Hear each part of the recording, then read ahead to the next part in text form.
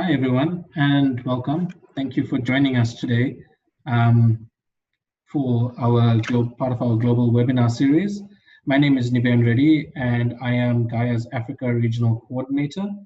And as you are aware that the global webinar series has been going on over the past couple of weeks.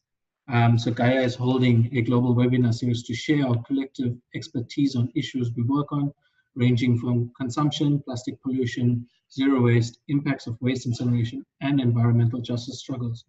We hope that you enjoy the webinar and learn from the wonderful speakers we have throughout this year. So this particular webinar is why resist incineration in the global south? That's a very good question. And this is to discuss how certain characteristics in cities in the global south make waste to energy incineration more prone to failure and act as barriers for zero waste solutions, real zero waste solutions. We will share some of the context-specific characteristics that have served as drivers for incineration in cities in the global north, as well as some myths and facts of incinerator proposals and community fights in cities in the global south. So before I introduce our wonderful speakers today, I'd just like to go through some technical logistics with you. So this webinar will be recorded and will last for 1.5 hours. First, we will hear all the presentations, then we will have some time for question and answers. People will see a chat box on their screen. I encourage you to say hi and greet fellow participants, introduce yourselves, so that we can know who's in the room. And you can connect with colleagues and share any other information that you may need to. I do ask that you use the chat for any, if you do have any technical problems. Gemma is on the call as well with us. For questions and answers, I invite you to use the question and answer section on your screen. And everybody at this moment is silenced, just so that we can get through our presentations, and we will read out questions in the chat box and our panelists will provide answers for you. So let me introduce you to our speakers today. First up, we have Yannick Vach, who's going to speak about incineration in Europe. And Yannick is the Climate, Energy and Air Pollution Program Coordinator for Zero Waste Europe. He previously worked for Friends of the Earth Europe in Brussels, where he coordinated fundraising efforts on behalf of FOE and all of its 6 programs. Prior to FOE, Yannick worked for Justice and Environment, where he provided leadership for the development of strategic grant partnerships. He holds an MSc in Environmental Sciences and Policy from Central European University and postgraduate degree in Charity Marketing and Fundraising from Cass Business School. Then we will hear from Dharmesh Shah, who will speak about fighting incinerators in Asia. And Dharmesh works as a senior policy advisor to GAIA's Waste, Toxics, and Marine Litter campaign. His research areas include waste management, circular economy, industrial pollution, and environmental justice. So without further ado, I'd like to hand over to Yannick, who will speak to us about the drivers of incineration in the global north.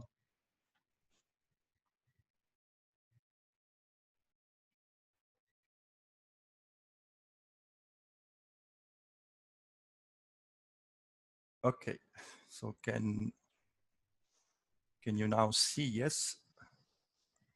Yeah. Okay, so first of all, Niven, thank you very much for the introduction, and I'm really glad to be part of this series of webinars about waste incineration, particularly from the point of view of Europe as often brought as in a kind of a good example in a wrong sense.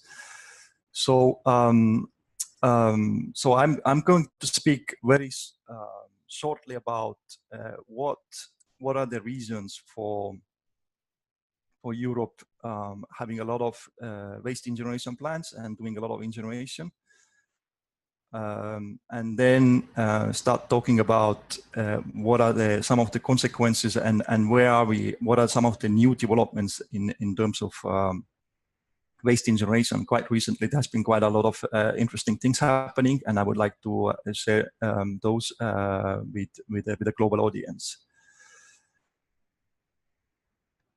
So when talking about waste incineration, and we know that Europe is often quoted as a good example. Then I think it's necessary to go back to a little bit in the history and see what are the reasons or the drivers for this development. So we could say that in 90s, Europe had sort of crisis of landfilling. There were a lot of landfills. Many of them, they didn't meet the criteria for leachages. They also had air pollution issues, pollution of soils, and so on. You know, Europe, we have many small countries, quite a limited land, and so what happened was that the European Union decided to put strict rules on landfills, and some of the things that happened as a result of this was that in the landfill directive was put in place in 98, and which set very strict criteria, standards, sorry for the misspelling, for the landfills, which led to many of the landfills actually being closed down. Moreover, it mandated significant reduction of biodegradable waste. So no, basically the current revised directive allows to landfill only 10% of the waste, but this target has to be met by 2045. Which means that a lot of waste, particularly the bio waste, could not be landfilled anymore, and it was going somewhere else, and nobody really knew where it should be going. And finally, there was also pre-treatment mandate. So any waste to be landfilled had to be pre-treated. So these are the three different kind of reasons, which meant that suddenly the member states of the European Union had to find another way how to treat the waste. And it was not clear what exactly should be done with this waste. So many of them, as a result, they started to incinerate. So we can see that in 2017, when we look at now, like just a couple of years ago, we had 19 new member states who adopted a full ban of landfilling as a result, because they were thinking like, okay, so if I cannot landfill anymore, then where should it go? And that led obviously to a lot of incineration. So the only 9 new member states who do not have bans of landfilling. And when we look at what was the result of it, then a lot of landfills, of course, as I said, were closed down. Some of them were improved, but you could see from here what happened is that the incineration really went high up. We have look at the cases of the comparison of landfilling and incineration, and we have seen in some cases the landfill bans in member states have led to 2 to 3 times increase in waste incineration. So and in some cases it has clearly affected the recycling rates. And over the period when the landfill directive was put in place until a couple of years, about 100 new plants or waste incineration plants were built in Europe. So at the moment, you can there are about 500 waste to energy plants in Europe, which is a very problematic. And yeah, so before talking about some of the new developments, I just wanted to say that that that was not necessarily the purpose of the landfill directive to just to move the waste from landfilling to incineration. it was clear that there was a lack of guidance of what should happen to this waste. And in a couple of years afterwards, already as soon as in 2015, the Commission who is responsible for the implementation of EU legislation and overseeing the implementation of EU legislation realized that the landfill ban has led to significant capacities of waste incineration, which started to kind of undermine waste prevention, recycling, reuse, and so on. So that was one of the things that happened already in 2015, and then there was a different other initiative like circular economy package in 2018 that we talked a lot about. Also, Renewable Energy Directive that reconsidered its views on waste incineration.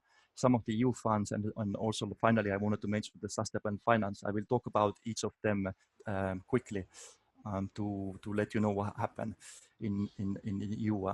So when it comes to the communication on waste to energy, as I said, the Commission realized that things are going in a wrong direction. We can't. The purpose of the waste directives, and including the landfill directive, was not just to burn the resources, but to to recycle more, to prevent more waste. So it reconsidered its position, and it gave two kinds of recommendations for the member states. So first set of recommendations for the member states was to consider making incineration more expensive, therefore taxing incineration, particularly, of course, the processes that were less efficient, but also overall incineration in general. Secondly, it also recommended member states to phase out public support schemes for waste incineration and use those funds more efficiently to support higher ranking processes in the waste hierarchy. As I mentioned, for example, waste prevention and recycling. And finally, maybe perhaps most importantly, it clearly recommended member states to put a moratorium on any new facilities and also decommission older and less efficient ones, including in cases where it was clear that there was overcapacity in member states. So if there were even relatively efficient facilities, then there was a recommendation to start phase out of those facilities. Secondly, for the countries, for the member states who still didn't have any capacity, as I said, there are a number of countries where waste incineration almost doesn't exist, or doesn't exist actually, and in some countries maybe there is only very few plants. It's recommended to focus on improving separate collection obligations and recycling targets. So it was clear that they realized from the mistake that that instead of waste incineration, that there has to be improvement in separate collection and recycling, and particularly considered that building any new plant would last for 20-30 years. So we know, for example, the current waste recycling targets require member states to have a 65% recycling by 2045. So when investing in any new plants, they said like you need to consider those capacities in the context of long-term targets.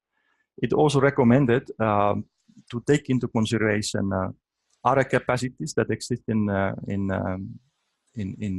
the country or even in the neighboring countries before making any decisions on building new plants. So that was, I would say, the first big shock for the waste incineration companies, particularly And I think it was a first big move away, realization for the EU that waste incineration, as it is now, it would significantly undermine any efforts to go better in recycling. So, more or less in parallel, I would say the Commission proposed something called circular economy package, which has two elements. So there's a first part which focuses on the waste, and the second part which focuses on the product parts. And when it comes to the waste incineration and also in the waste management in general, similarly to the Commission communication of waste to energy, it also now recommends to improve separate collection of bio-waste. Particularly, it's mandatory now from the end of 2023, so it becomes mandatory. Currently, member states, some member states already have separate collection in place. In many places, including here in Belgium, where I work, it's often voluntary. So this becomes now a mandatory. That means that a lot of waste that ended up being burnt before is now has to be mandatorily collected, separately collected and recycled. There are also stronger separate collection obligations for all the other waste streams like paper, packaging, metals, and so on. And it also introduced clearer producer responsibility obligations. Maybe perhaps most importantly, it set a very ambitious recycling target, 65% by 2045. And it also limited the percentage of waste that can be landfilled, so 10%.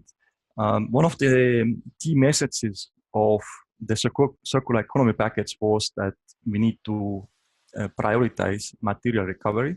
So we need to move away from landfilling and waste incineration in Europe. And of course, this is rather recent, so it was approved last year. But it gives a clear signal to member states that they need to move away from business as usual when it comes to the waste. Then, so I mentioned, sorry, it's here. So, so there are a lot of different processes happening simultaneously. Another interesting thing what happened in Europe also just last year was the Renewable Energy Directive. I just want to give a little background on why it's important. As we all know, part of waste is organic, and waste incineration companies, they could apply for or get support subsidies for burning of organics because it was considered renewable, and that represents about 10-15% of their income. So it significantly distorted the waste markets, and any effort to put in place better separate collection schemes for example, for the bio-waste.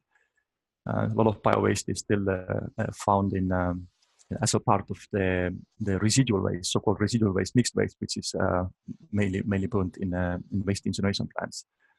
So what happened last year? It was a long process. Took about 2 years for the Commission and Parliament and the Council to negotiate. But basically, they agreed that there should be no more subsidies for waste incineration if separate collection obligations are not complied with. This means that currently none of the countries really comply with separate collection obligation, particularly the bio-waste, but also the corresponding recycling targets. And this means that all the members that they would have to phase out any kind of renewable energy support for waste incineration. Then another big step, which is currently being which is ongoing process. It will be finalized hopefully by end of this year. What is very interesting is that, as you might know, a lot of plants, waste incineration plants, are built with public money, and particularly here in Europe, we use something called cohesion funds. It's a huge pot of money, and over the last years, it has invested about 3 billion euros into waste incineration. So it's roughly more than half of the money available for waste management. And this year, as a result of all the previous policy processes and the Commission's kind of shift away from waste incineration, they proposed to exclude funding for residual waste treatment, which includes waste incineration and MBT and also even landfills. And currently, this was also supported by the European Parliament, but now what happens is that the Parliament will have to negotiate with the European Council, which represents the member states. And this will happen probably end of this year after the European Parliament has a new, after the elections of the European Parliament, which will probably happen in around October of this year.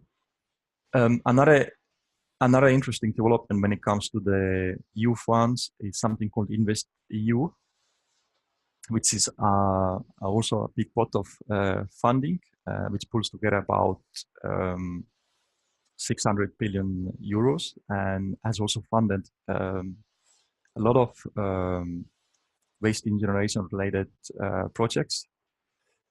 And they also this year, they actually concluded that they would only limit funding to existing facilities.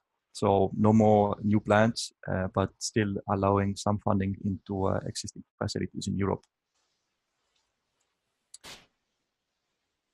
Yeah. So, and finally, I wanted to mention something quite interesting happening now here in also in Brussels, in Europe, is sustainable finance.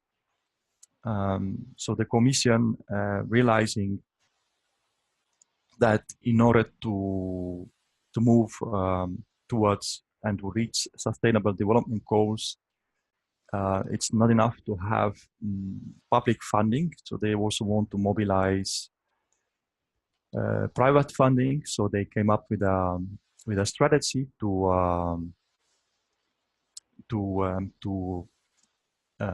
guide private investors, such as, for example, banks, pension funds, and so on. So they are currently working on a document which creates a EU taxonomy for economic activities that could be considered as environmentally sustainable. And as part of these discussions, they're also discussing waste sector activities, and of course also the waste incineration activity was discussed. And at the moment, it looks like, at least in the working groups that we participate, is that they have excluded waste incineration as so-called sustainable activity. I think this development is maybe perhaps one of the most important ones, because it's a realization that waste incineration does not deliver what maybe some of the actors believe it will do in a safe way to treat waste. It was clear that waste incineration was mainly about burning resources, and even when you talk about the another impacts, environmental impacts as toxic emissions and the climate, then it was very clear that we need to we cannot consider this as a being sustainable way of treating resources in Europe. And what is interesting about is that the European Commission is very ambitious about the way it sees this taxonomy of sustainable finance. So it could set a global standard, and that means that if waste incineration is excluded from the scope of sustainable finance, then also other regions. I know that, for example, Japan, one of the examples, is also very interested in seeing what European Union is doing when it comes to the sustainable finance, and it could have a huge impact on the globe. Yeah. So just I wanted to mention that this process is supposed to finalize by end of June. So by more or less by next month, we will know and what will be the final decision. But as I said, it's very clear that waste incineration will be excluded from the scope of sustainable activities. Yeah. Well, so these are some of the interesting developments that are happening in Europe. You can really say very clearly that we have learned from our mistake, and there are now new tendencies moving away from disposal of waste or burning of waste, and moving towards more sustainable ways of dealing with resources in Europe. Yeah. Great, thank you so much, Yannick, for that extremely informative presentation on the drivers of waste incineration in Europe. And I think it's great that Europe has been shifting away from incineration, but we are seeing these trends emerging in other regions. And from my region as well, in Africa, we are seeing incineration being very, very highly proposed as a great solution. And this is particularly why we're having this kind of a webinar, is to exactly tell us why we should be resisting incineration in the global south, and to tell us that a context specific in Asia. Dharmesh, I hand over to you, and Yannick, could you please stop sharing your screen? So thank you. Thank you, Niven. Just going to start sharing my screen now.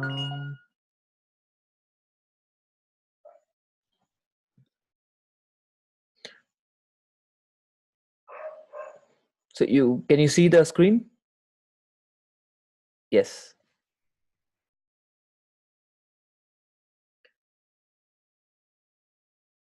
Should I start now? Is the screen, can you see my screen? Yes, you can go ahead. Okay, great.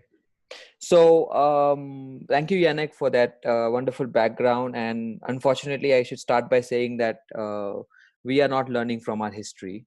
And in many ways, we're emulating what the global north is kind of discarding as a technology. So just to give you an overview of India, I'll be focusing a little bit on on one particular example, which is an incinerator that was set up in the city of Delhi, in North India. And this is kind of the flagship incinerator project, which kind of is leading the way for the rest of the country to adopt a similar model of waste management. So the waste management in India, in overall, if you look at like many Asian countries and people who've actually particularly come from Asia, this is a very familiar scene. I mean, this could be anywhere in India or in Pakistan, Bangladesh, any Southeast Asian country that is suffering from waste management problems. Clearly, cities are kind of drowning under waste, and open burning of garbage is a major problem. And often the solution to that is kind of suggested to be waste management, integrated waste management, which often includes waste to energy. Just to give a policy framework, now Indian policies on waste are very robust. We look at each stream of waste. We have the biomedical waste management rules, we have municipal waste management rules, the battery management rules, the plastic waste management rules, e-waste management rules. There's no dearth of laws. But implementation on the ground is very poor. So you will not see lot of these laws which are actually in many ways very progressive, because if you look at some of the language that these laws have adopted, including source separation, decentralization of waste hierarchy, which is a very European concept, extended producer responsibility, and in context of plastic waste, India is kind of one of the very few countries that has actually embraced EPR in the true spirit of the concept, and is actually has provisions to hold producers of plastic waste, especially non-recyclable, low-quality plastic waste, packaging, responsible for production and take back, and also a lot of emphasis on informal sector integration. What's happening now overall? If you look at open dumping, is still a very major problem, and most municipalities and urban local bodies will tell you this if you visit India, that their open dumping is still not under control. So waste management and collection services are very poor. A lot of focus on centralized waste processing. So even if cities that can afford to invest in waste management, they prefer to invest in centralized processing facilities like landfills or this RDF facilities or integrated solid waste management facilities, if they have the money to spend.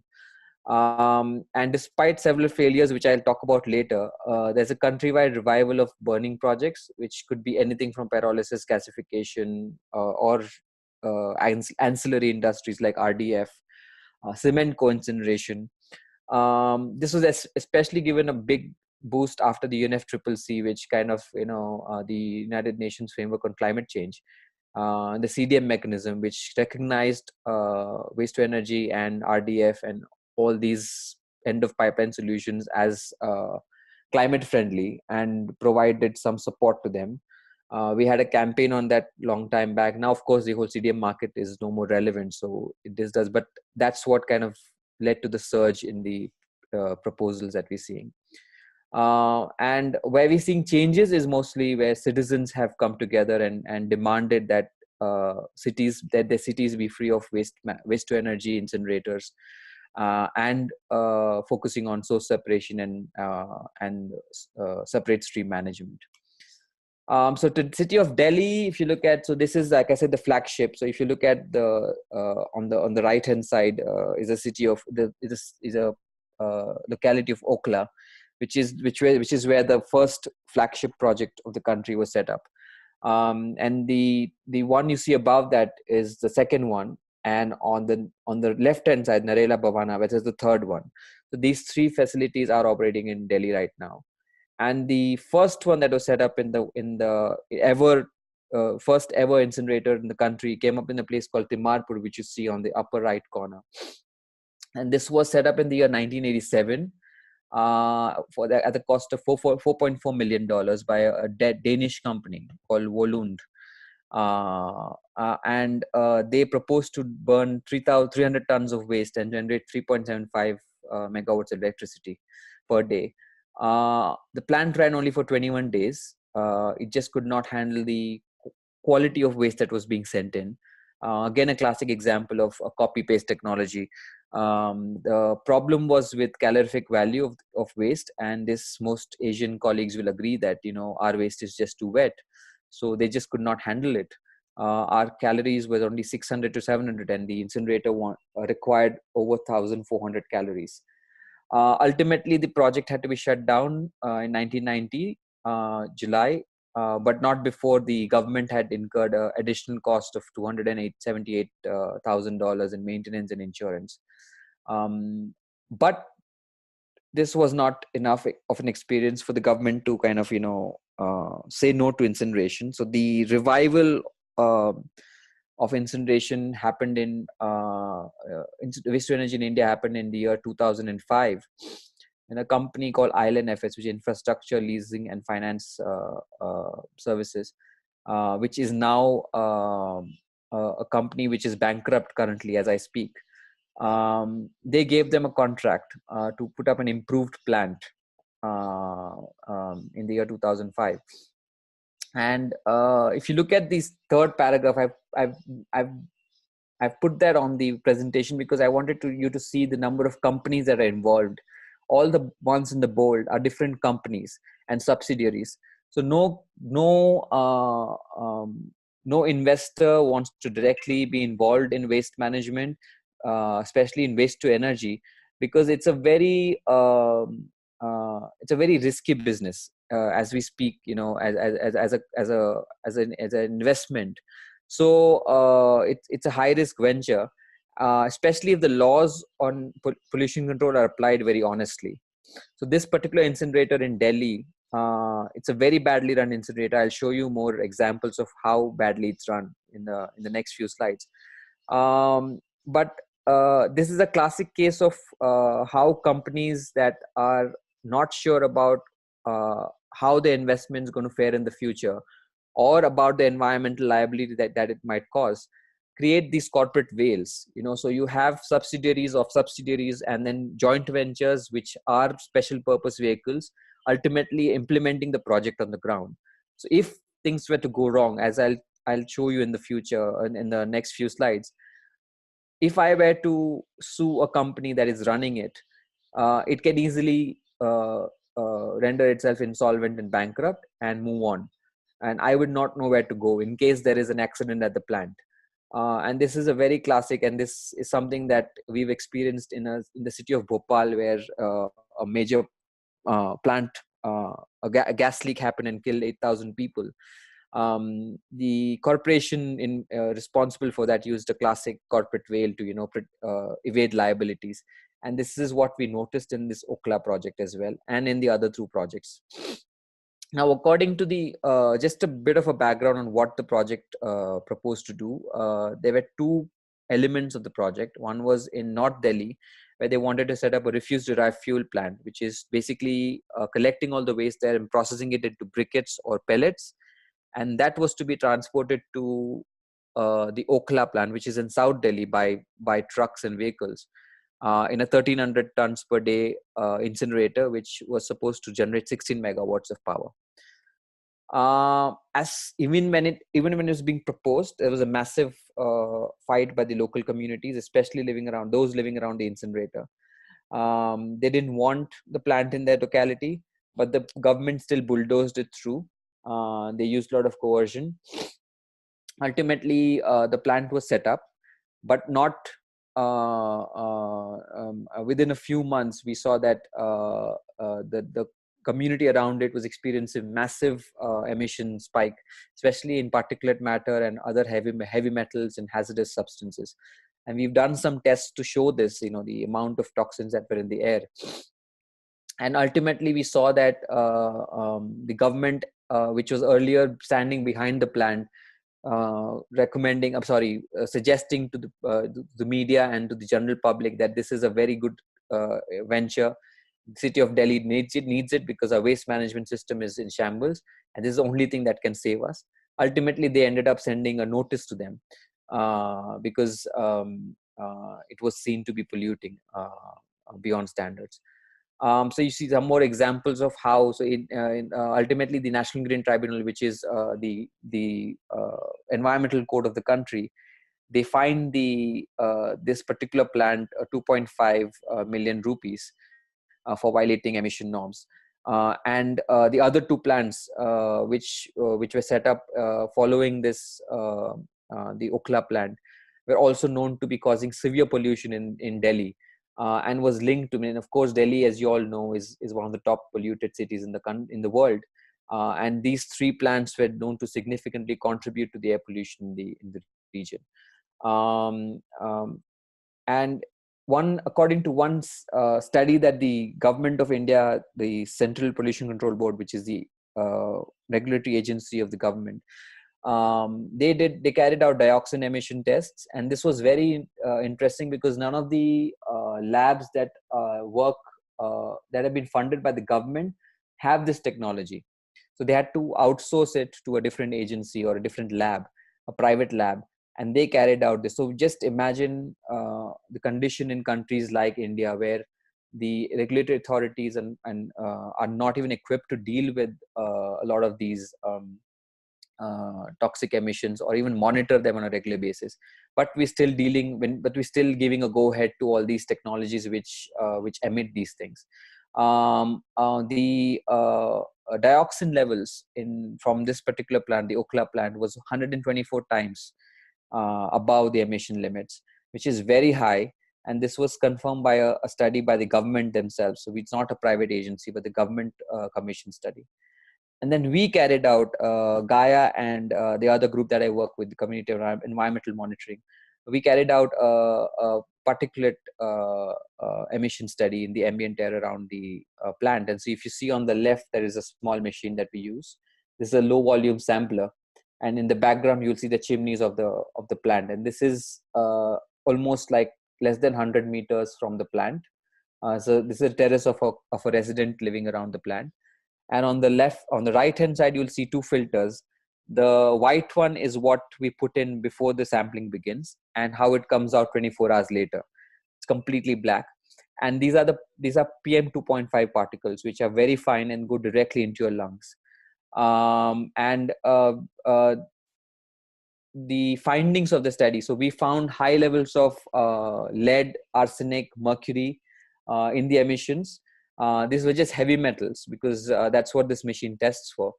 But it goes on to prove that how toxic, and in addition to what the other things, the car emissions and the power plant emissions, this was adding another load of toxicity to the air of Delhi. And we presented this to the media and to the government, and they took notice of it. But of course, no action was taken after that. Unfortunately, like I said, history is not a teacher for India when it comes to waste to energy. We have studies by various agencies and research organizations which show that half of India's waste to energy plants have been defunct. So since 1987, we've had 15 plants across the country. However, 7 of them have shut down completely. Some of them are running, but very poorly running. Like I said, the Okla one is a classic example, and the other 2 which are running close to the Okla facility. So there are about 47 plants right now in various stages of construction. These are all in the pipeline. Unfortunately, the government of India, under the Swachh Bharat, which is a Clean India mission, is pushing for waste to energy in a big way. And they have not achieved the target of 2018-19, of course, of 800 megawatts, but they eventually plan to. And this is true for both governments. It doesn't matter which government. Currently, we have a different government. But even with the previous government, waste to energy plant was a very dear technology to them, and they really wanted to push this in a big way. And the government also plans to set up a Waste to Energy Corporation of India, which is like a independent entity to monitor and fund and subsidize or whatever waste to energy plants proponents across the country. So these are the overall, you can look at all the green dots. The tenders floated. The red ones are the under construction plans, and the black ones are operational. And a few of them have been shut since then. The other threat that comes to India, and this is a much larger threat, is that of cement co-incineration. So in 2010, the government of India, under the CPCB, which is the Central Pollution Control Board, announced the guidelines for co-processing in cement, power, and steel industry. And this was mainly targeted to hazardous waste management, but they also included municipal waste in the list of acceptable garbage that can go into these facilities. So what this effectively does is makes the entire country, all the plants that are spread across the country, and India is the second largest manufacturer of cement after China. So you can look at the number of facilities that will be able to accept municipal waste if things go right. Right now, it's not happening at full scale because a lot of pre-processing is required. So infrastructure needs to be set up to mix waste in various ways and homogenize it before it's introduced into the cement kilns. So you look at China, so India and China, as I said, are top 2 producers. So it becomes a real concern for both these countries if if co-incineration becomes the primary way of getting rid of waste. So like I said, India has about 359 small and big plants, which effectively means that all these facilities could be used as co-incineration facilities. Not to mention the fact that these facilities will also be used for storing a lot of huge quantities of this waste. None of these facilities, cement plants, are designed or equipped to deal with hazardous or municipal waste storage. So that is something that remains unaddressed, and I know that a lot of Southeast Asian countries are looking at this as a way to dispose hazardous and municipal waste. Certainly a cause of concern. And the Indian regulations allow for all these list of waste to be disposed of in cement plants. And clearly a major concern, especially RDF for municipal waste, which is what we are concerned with, and plastic waste from FMCGs and other manufacturing companies that make fast-moving consumer goods or food products. Unilever has tied up, and we've had an example in central India where Unilever has used one of the cement plants to dump its expired goods, especially cosmetics and other substances. Again, we carried out a bunch of samples and studies, emission studies in about 10 locations in the country, where cement plants were known to co-incinerate waste. But the idea was to not look at emissions exactly from co-incineration, but just to look at waste at cement plants in general and their environmental impact. And what we found was all these heavy metals were very high in several of the samples, and particulate matter was extremely high in all the 10 samples that we took. And this was a major concern, because if this is the case with conventional cement manufacturing, imagine when you introduce garbage or other heavy hazardous substances into the mix. We have very little information on how these things were carried out. There were some trial runs that were done, based on which the go-ahead was given. Major concern, certainly. And the other concern is the fact that RDF facilities, which is refuse-derived fuel, this is the first step to manufacture raw material, or what I would call refuse-derived fuel, for the cement plant co-incineration. These are some of the facilities, photos of some facilities, very badly run. A lot of them have known very hard, very difficult working conditions, very poor protection to workers.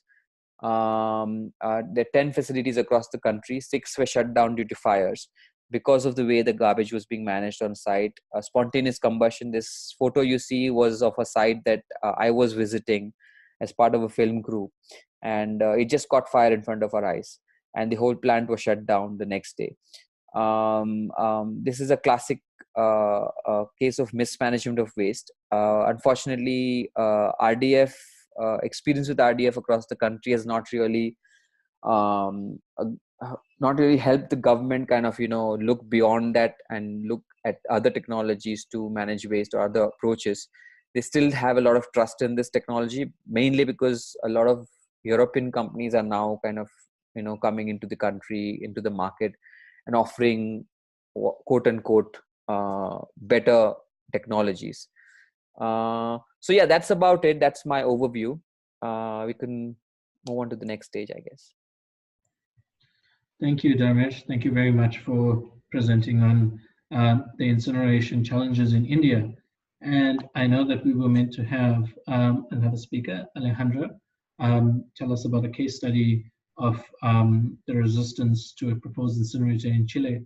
But due to some technical issues, she wasn't able to join us. But before we go to the question stage, maybe I could just add that from an African perspective, that we haven't learned from the mistakes of the challenges faced in other global South countries. And just like in India, waste collection is a very, very huge problem, and open burning is still quite prevalent due to this. We have just one municipal waste incinerator in Africa, and that's in Addis Ababa in Ethiopia. And from what I'm told, it's an incinerator that was just ceased operations 2 weeks after its opening. And there was only positive media around this, claiming it would, revolutionize waste management in Africa. And after 2 weeks, it's nothing, not working at all. And this hasn't really stopped investors looking at Africa and looking at putting up more waste to energy incinerator plants throughout Africa. We are seeing this as an emerging trend in many countries, and there has been incinerator proposals in South Africa that have been defeated primarily by community groups, NGOs, and waste pickers whose direct livelihoods would have been impacted by this proposed waste incinerator.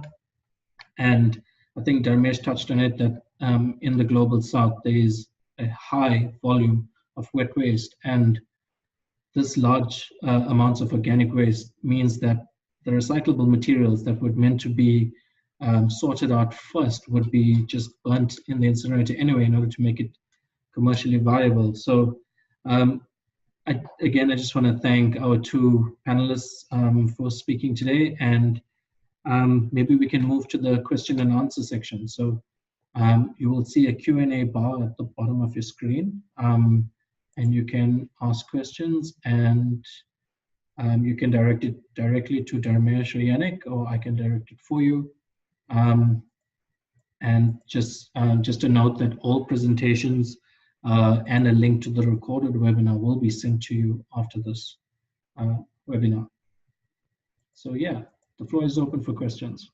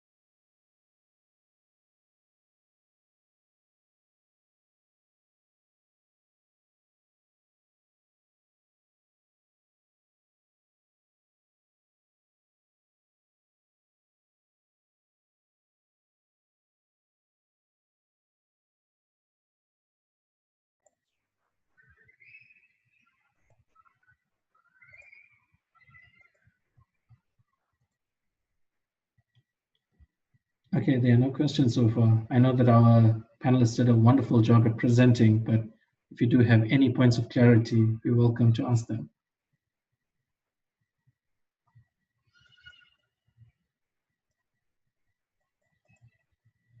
There's one. Okay, we've got one. Great. So this is from Senia, who lives in the UK near Cambridge, and is currently, there's a proposal for an incinerator plant to the local council, which was rejected last year, but it is being appealed. Okay. Okay, it was rejected on cultural reasons and not environmental concerns.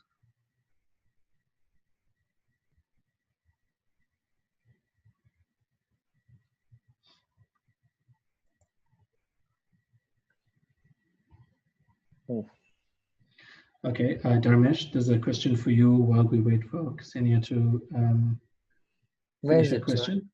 So on the chat, what do you do in India to resist incinerators? From Joan. Oh, well, that really, because most of it, I think it really depends on what the local community, how strong the local community is. Ultimately boils down to that, because sometimes, like Senia says, science doesn't matter sometimes. Even if you bring very good scientific arguments to the table, government's intentions are sometimes different, and they'll make it happen. And we've seen this as a classic example of Okla, where the science was against the project because of the way it was being pushed through. Mixed waste processing without separation, organic waste was very high, and all these things were flagged when the detailed project report came to our table. But the government said, no, we trust the project proponent. We'll go ahead because the technology is supposed to be superior to what we used to. And they bulldozed the concerns of the community. And ultimately, science is what we saw kind of, and didn't work in their favor. Pollution control technologies that they said would be able to capture all the emissions failed miserably. And now they're making a loss because a lot of the moisture in the garbage is actually corroding all the machinery that they've put in place. So they're making a huge loss financially. So resisting in many ways, I think, organizing and making your arguments very simple. I think we don't want to go into too much science, especially when you're organizing people. There'll be one or two people who will back you up on the science bit, but largely people need to know very simple things about why these facilities are problematic when they come in our backyard. This has in some success stories where we've been able to reject some of these facilities have been where we've used very simple communication techniques in conveying some of our concerns vis-a-vis incinerators. I'm happy to share some of these examples, the literature that we use, the communication tools that we've employed. But yeah, generally that would be my kind of, initial take on this. Great, thanks, Dharmesh. And Yannick, maybe just to, if you could respond to Ksenia's question about how would you resist this? I think leading more on any potential success stories of resistance to proposals in Europe. Yes. Thank you, Ksenia, for the question. I think one of the things you could do is that we have a very active member in this area in the UK who has done a lot of, who is really specialized in campaigning, and they had a lot of success. It's called UK Win. Apart from that, here in, particularly here in Brussels, we have three kinds of arguments against incineration. So the first one, maybe the most obvious one, is that the waste incineration always undermines recycling. So if you look a little bit into statistics and look at what is the proposed capacity, what are the waste generation rates in your community, and see if it makes sense. And that's maybe perhaps one of the easiest ways of fighting back on incineration, because there are EU laws and also UK laws which require municipalities to achieve certain recycling rates. Secondly, so it's a kind of like a circular economy argument. Maybe it's not that easy, but I mean, as I said, we can maybe help to pull this data together. Secondly, waste incineration has a lot of concerns in terms of toxicity. We recently published a report on even that the most modern waste incinerator plants, they still emit a lot of dioxins. I will share this also with the participants, so you can use that and raise the concerns about having such a plant in your community, because unfortunately, despite of the company's claims, the waste incinerators still they pollute a lot, and often it's done in a semi illegal way. Yeah? And maybe finally, I also often use the climate argument. It's clear that some of all the most modern waste incineration plants are classified as a waste to energy, and they claim that they produce renewable, often renewable or partly renewable energy, and that's why, you know, they justify their existence. And when we have made several studies, and which I can also share, which show that waste incineration does not mitigate climate change. On the contrary, it contributes significantly to the climate change. In fact, today GAIA, together with CL and some other organizations, launched quite an interesting report on the impact of burning of plastics in. And it clearly shows that the whole burning of plastics and the production of plastics contributes to quarter of climate emissions. And so it's huge. When you want to have advice on kind of local organizing and campaigning against the incineration, then I would recommend to get in touch with our UK member, and they would be gladly, you know, to help you out on that. Great, thanks, Yannick. We have a question from Navo from Tanzania. And the question is, they're currently facing cement factories receiving some waste from oil and gas exploration as a means of managing their waste, since the country doesn't yet have a dedicated facility to treat waste from this industry. So what is your opinion and experience on this? So Yannick or Dharmesh, on the treatment of hazardous waste. Sorry, yeah. Is this on the cement plants? Yeah, cement plants receiving waste. Yeah.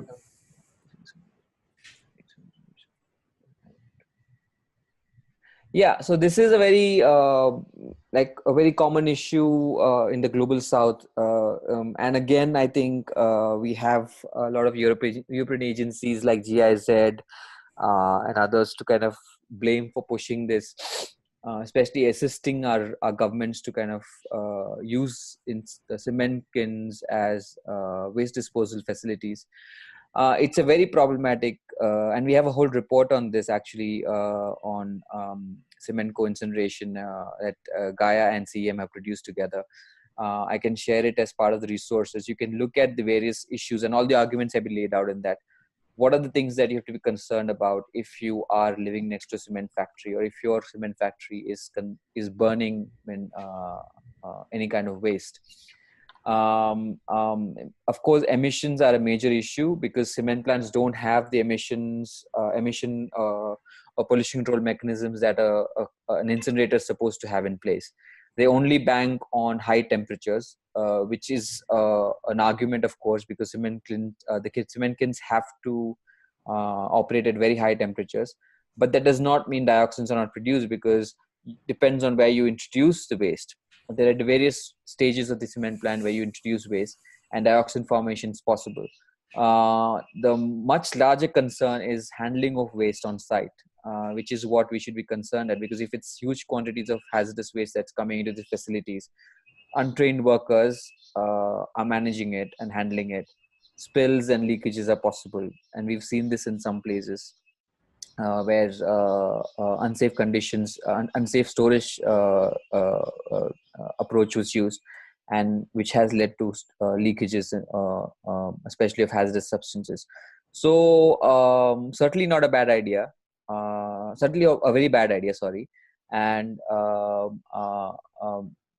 I can share the report with the organizers to share it with you, and you can maybe look at what similarities you have in your own country, for instance.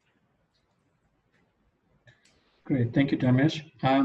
We have a question from Sonia from the Philippines, and she says lawmakers are trying to lift the ban on incineration in the Philippines, and they always cite the waste-to-energy facilities in Vienna, Paris, and Sweden as providing electricity for the communities, and these are efficiently maintained. How do we counter these?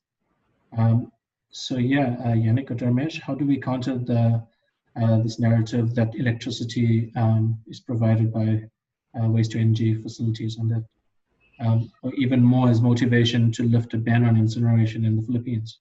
Yeah. So maybe I can start and Tarmes might complement my response. So when it comes to the electricity, as I said, now, at least in Europe, most of the facilities are considered to kind of waste to energy facilities. And so they produce a little bit of electricity, sometimes very little. Sometimes they even consume all the energy. So but despite of this, they are still considered, facilities to, to produce electricity. So that's apart from that.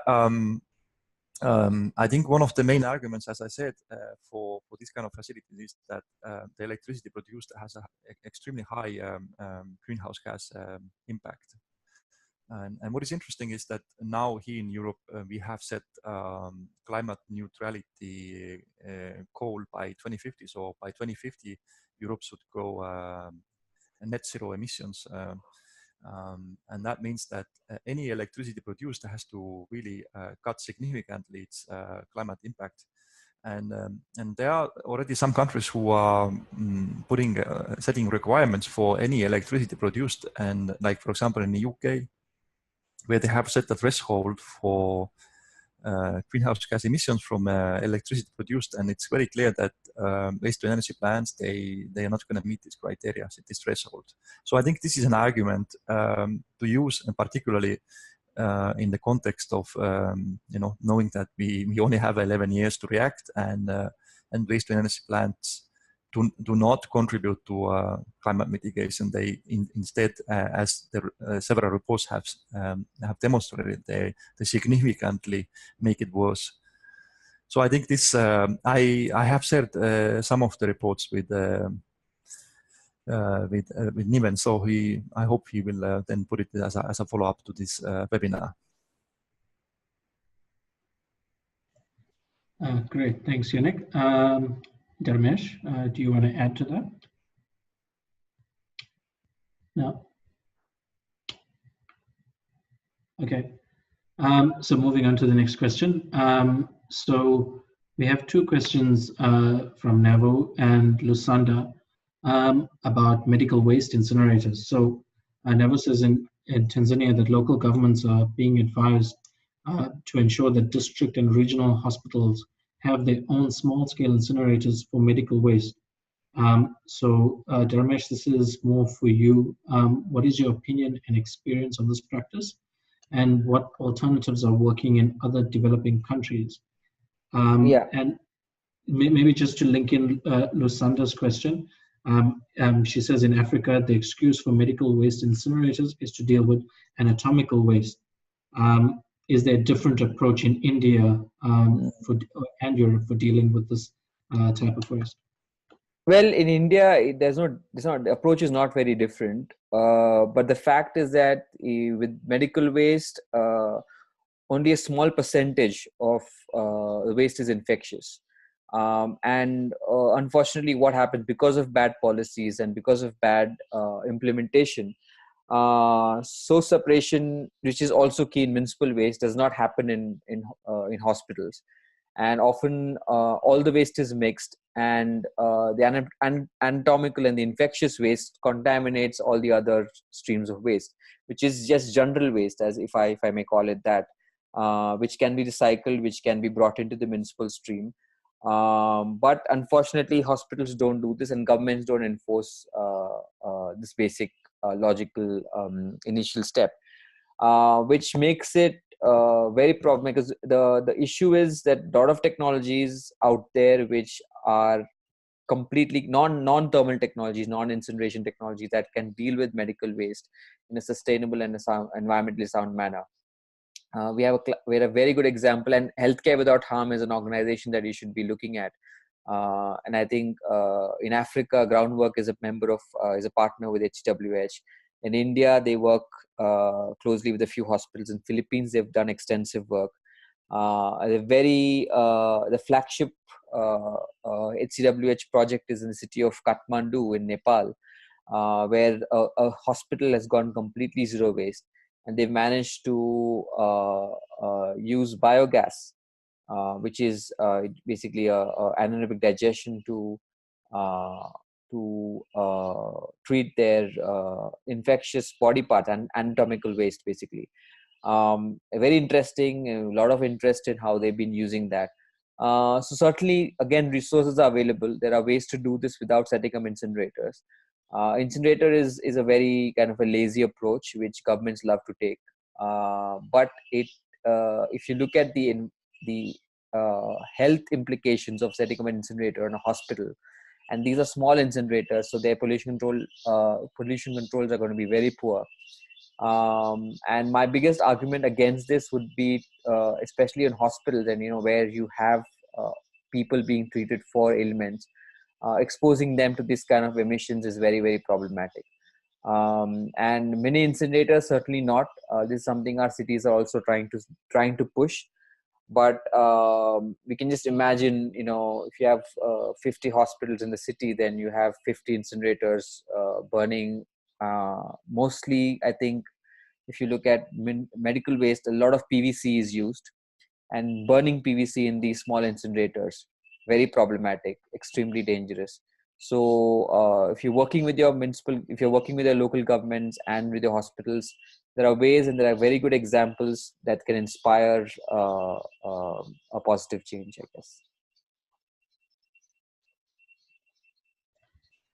Thanks, Ramesh. Yannick, would you like to add anything to that? Is there a different approach in Europe to dealing with medical waste? Yeah, sorry, I was muted. I just wanted to mention that there are actually alternatives to burning, and Healthcare Without Harm has produced some guides on what to do with the medical waste, and what could be the alternatives for waste incineration. That I saw that it was already said also on the chat. In Europe, I think it's at the moment, when it comes to healthcare, it really depends on hospital to hospital, but I think unfortunately still a lot of medical waste is getting incinerated.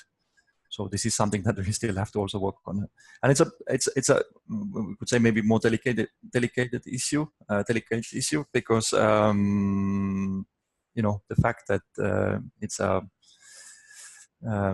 health related, so sometimes there are different concerns set, so it requires different kind of arguments, but the alternatives are still there, and I would again like to reference the Healthcare Without Harm guide and the great work that they're doing around the globe on with hospitals to increase recycling and reuse. Great, thanks, Yannick. We have a question from Anna, also from Tanzania, around waste incineration being promoted in cement kilns, and there's always a claim that it would be better to burn it centrally, and that a good amount of trash can't be reduced or recycled, and therefore burning would be better than allowing it to reach rivers and oceans. Do you have any studies on cement kilns that could use to prove the case against this?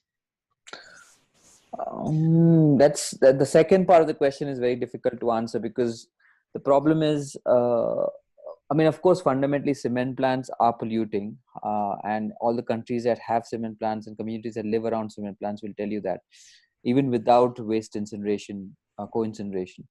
So of course we need more investigation into this aspect, especially cement plants that are, of course, you could look at some of the case studies that GAIA has produced on Mexico. The two cement plants in Mexico have were being used by the government to burn huge quantities of municipal waste, and then that led to a whole bunch of health problems across the community. We could share that case study with you to look at to build your case maybe. But the other thing, I think the argument against its reducing and recycling is a bit it's a bit like, what do you do, because that argument can be used to push any technology for that matter. And ultimately, the aim of any community or any government should be to reduce the amount of waste that requires final disposal in a cement kiln or incinerator or landfill. So ultimately, your policy should reflect that. And if your government arguing that we can't reduce or recycle, therefore burning is the best option, then that has to be challenged fundamentally. Because the problem is not waste management, as a lot of the plastic manufacturing companies would like you to believe. The problem with marine litter is actually caused because of overproduction of plastic. So incinerators, landfills, cement kilns are not going to solve our problem. We have to reduce the amount of disposable plastics that we use. I just wanted to add that we do have a study on cement kilns, particularly because it's also a big problem in Europe. I would say that maybe it's a growing problem, because now that it's clear that we don't want to have dedicated waste incineration plants, then sometimes what comes up is burning in cement kilns, and maybe even some old coal plants that they want to also burn some waste. And we have done a study in 2015, particularly on the issue of problems with cement kilns. And I will be happy to share it. And I would say the burning of cement kilns is actually even worse when it comes to the air pollution, because because their emissions from the cement plants are much higher. The volumes are much higher, and we have also case studies from Europe showing where animals, I think in some cases it's also humans, are getting case studies with you as a follow-up to this webinar. Thanks, Yannick, and thanks, Dharmesh. Also, just to add that I know that Groundwork has a report on the impact of cement kilns in South Africa, which I've shared the link to on Anna's question. So there doesn't seem to be any other questions. So I'd like to take this opportunity to once again thank our panelists, Yannick and Dharmesh. Thank you very much for presenting to us, and thank you to everyone for participating. Just to inform you all that you will receive an email after this webinar with all of the slides of the presentations and the recording, as well as other further information of other further webinars to come. So stay tuned, and you can follow GAIA on Facebook and Twitter at GAIA Zero Waste on Facebook for more information on some of the upcoming webinars. Thank you very much, and keep well. Thank you. Bye.